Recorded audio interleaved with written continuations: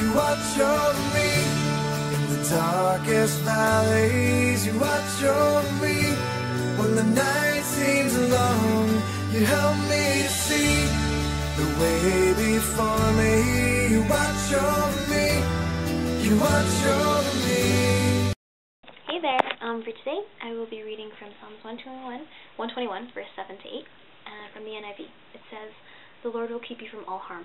The Lord will watch over your life. The Lord will watch over your coming and going, both now and forevermore."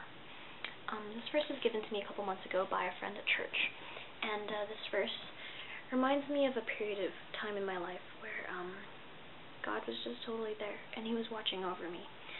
So I've told this story so many times. I've shared this testimony at least 3 times already in fellowship, and it can never be told too often. But when I was in first year university, I just finished school. Exams were over, and I got hired at Booster Juice and McDonald's because I wanted to make money for my tuition in second year. And so, for those of you who aren't Canadian, Booster Juice is a Canadian smoothie franchise, and, well, I don't need to explain what McDonald's is, right? So, I worked 2 part-time jobs. I would work at Booster Juice in the morning and at McDonald's in the afternoon. And Booster Juice is very chill. It's one of those places where there are a lot of high school and junior high girls who would work there, and you'd only get like one customer every like half an hour, so half the time you wouldn't even be doing anything. But McDonald's there would be at least around 10 people each time, and it would be very, very stressful because, well, you need to get an order done within like 90 seconds, right? And so a month in after working, around June, July, I decided that during the school year I wanted to keep one of those jobs, but I had to leave the other because I didn't want to be a full-time student and work 2 part-time jobs. That's just crazy.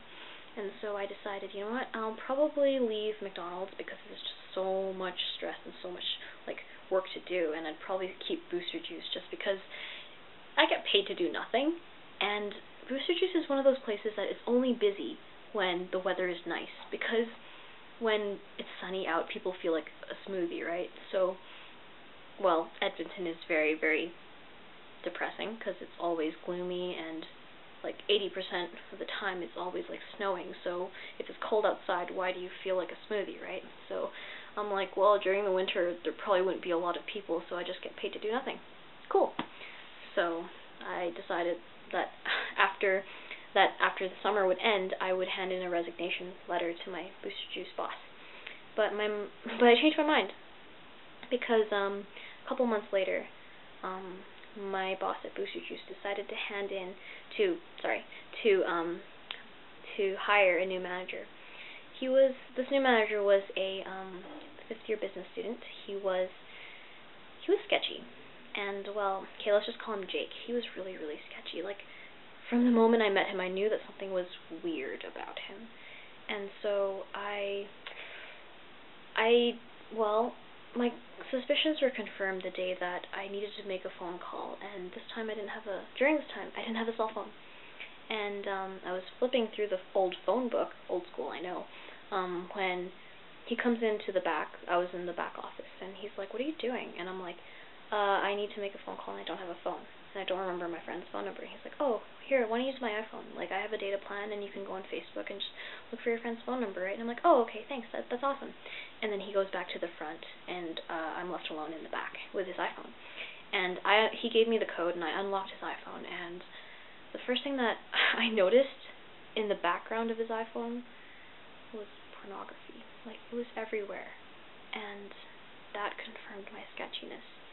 My suspicions of sketchiness. My sketchiness. Ooh. Anyway, but, so that just made it totally awkward, because half the time it was me and him working alone, and the fact that I'm, like, there with him alone, knowing what is on his phone, made me feel so unsafe.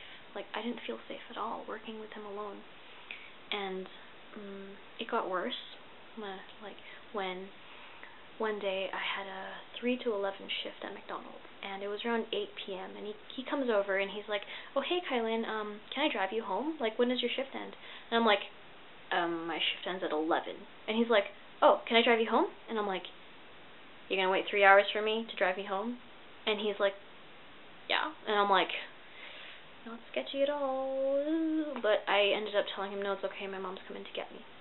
Right? And I decided, you know what, I can't work here. I can't work at Booster Juice because I don't feel safe.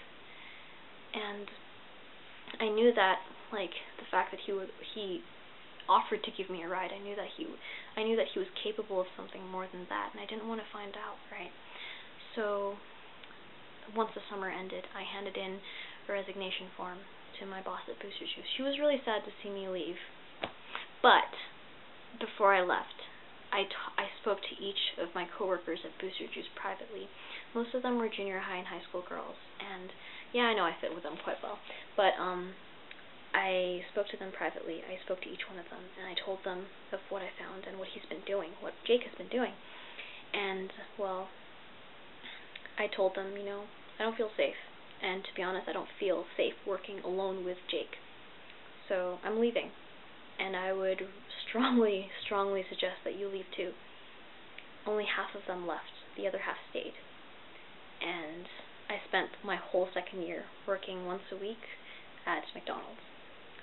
During that time, I was always put in second window drive-thru, and it was really stressful. I would come home so tired, and with all the stress with school, coming home tired, it just didn't help. My cry to God, my prayer to God every night after work would always be, God, why didn't you keep me at Booster Juice? It was so chill. I get paid to do nothing, and here I am, just smelling like fries and covered in grease and so tired, and why am I doing this, right? God, why didn't you keep me there? And, well, that was my cry for a year. Actually, a lot of tears came too because of that. But about a year after I quit, so sometime, I think it was around June, I was on second window drive-thru in McDonald's, and an old coworker from Booster Juice, one of the girls who stayed, she came through. It was a Friday afternoon, and I was like, oh, hey, long time no see, right? And she's like, hey, yeah, how are you? And, you know, we talked a little bit. And then I asked, so, how's Booster Juice now? And she's like, oh, do you remember Jake? And I'm like, yes. And she's like, he got suspended, but he's going to lose his job soon. And I'm like, why? And she's like, because he sexually harassed one of the other girls. And to be honest, I wasn't shocked, because I knew that he was capable of something like that. But then, later on, after my friend drove away, I realized this is just crazy, because I could totally hear God speaking to me. And God was like, now do you understand? Now do you understand why, even though you're working in such a high-stress job, I was protecting you? That could have been you. That girl was one of those girls that I told to leave, but she stayed, and she was sexually harassed.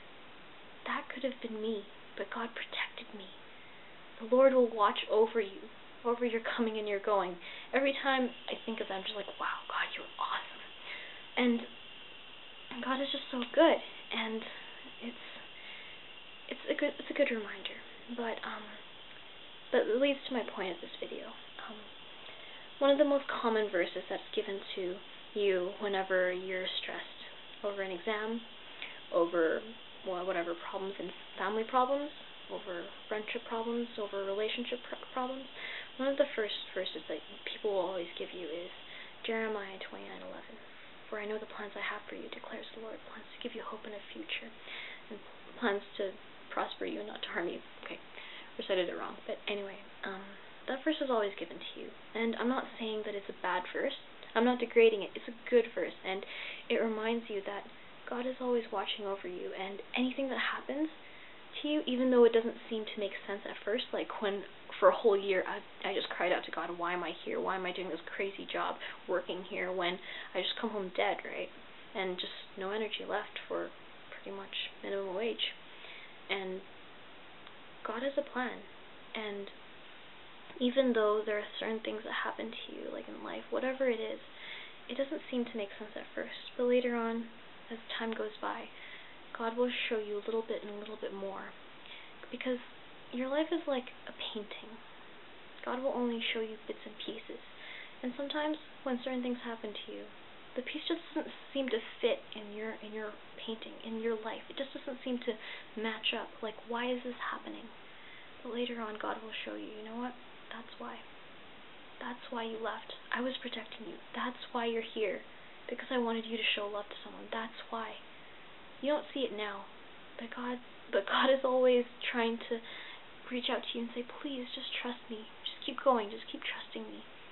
And I will show you why you are here. You are here for good. Where you are there for a reason. God planted you there for a reason. And I don't know where you are right now, but I just want to encourage you that even though things may not seem to make sense, even though the road seems long and hard, just keep trusting in Him and keep holding on to His hand. He will walk you through it. And I always remind myself that, you know what, I don't understand what's going on. I don't understand why God takes certain people out of my life. I don't understand why things have to be the way they are. But I know that He who made me will never leave me. And He who created this world, He who made the heavens and the earth, has a great and awesome plan. God bless you. And if you have any prayer requests, just message me, text me, whatever. God bless you. Always faithful to be leading at this moment, interceding.